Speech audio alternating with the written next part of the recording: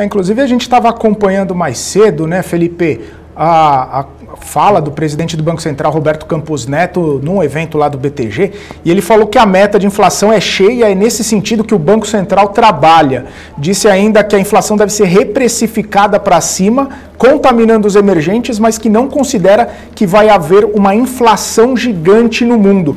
Ou seja, a gente tem visto, né, esse cenário em alguns países, inclusive aqui no Brasil, mas ele acredita que não vai haver uma inflação gigante no mundo. Por que o presidente do Banco Central tem essa visão? Você concorda com ele que vai ser mesmo reprecificada para cima e emergentes, essa questão da inflação? É bem difícil essa questão, porque vamos tentar fragmentar em vários aspectos. O primeiro aspecto é que, quando a gente olha de forma estática para o que está acontecendo no mundo, você olha para Estados Unidos, política monetária expansionista, política fiscal expansionista, olha para a economia global, Banco Central Europeu, fiscal europeu contribuindo com isso, China contribuindo, muita demanda por commodities, é o que gera um ambiente inflacionário também. Realmente é um quadro que, teoricamente, tem tudo para se dizer, bom, é inflacionário.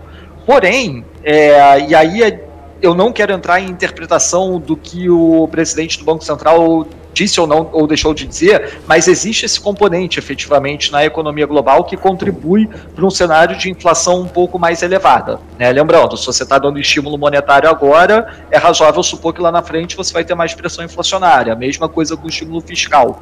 Mas, por outro lado, o que a gente observa, na verdade, é que, do mesmo jeito que há um ano atrás, no segundo tri do ano passado, a gente observou muita pressão desinflacionária, com leituras negativas de inflação recorrentes por conta de descasamento de oferta e demanda, o que está acontecendo agora com a reabertura da economia é o outro lado dessa moeda. É razoável supor que a gente vai ter descasamento de oferta e demanda durante algum período. É razoável supor que as pessoas queiram viajar nesse momento, que efetivamente elas vão poder voltar a viajar, vão poder voltar a frequentar estádios de futebol, salas de cinema, etc. E tudo isso provoca um movimento de desajuste nos preços. É razoável.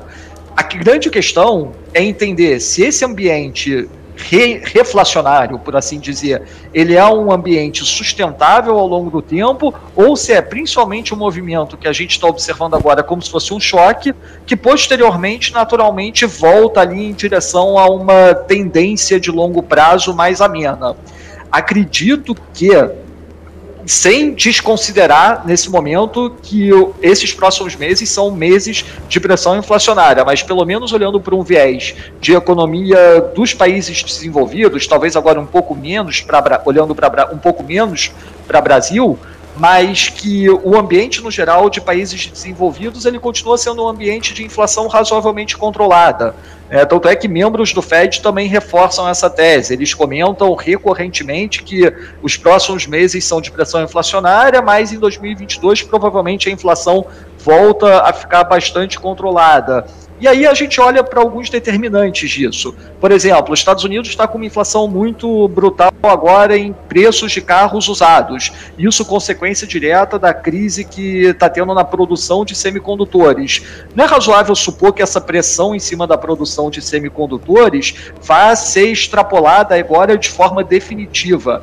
É razoável supor que, eventualmente, a produção de semicondutores vai voltar e com intensidade, vai conseguir suprir toda a demanda que está sendo realmente colocada e quando conseguir suprir a demanda, efetivamente, você vai ter um novo preço de equilíbrio sem ter pressão inflacionária significativa. Eu acho que passa mais ou menos por aí. Tem muita diferenciação nesse momento de um curto prazo que, por conta do boom da reabertura, ele é realmente inflacionário, mas o médio e longo prazo, a gente provavelmente volta para uma situação global semelhante com o que estava vigorando pré-crise do Covid, que para todos os efeitos era uma situação de inflação controlada na casa dos Estados Unidos, na casa ali um pouco abaixo de 2%, na casa da Europa muito próximo a 1%, no caso japonês até bem abaixo disso.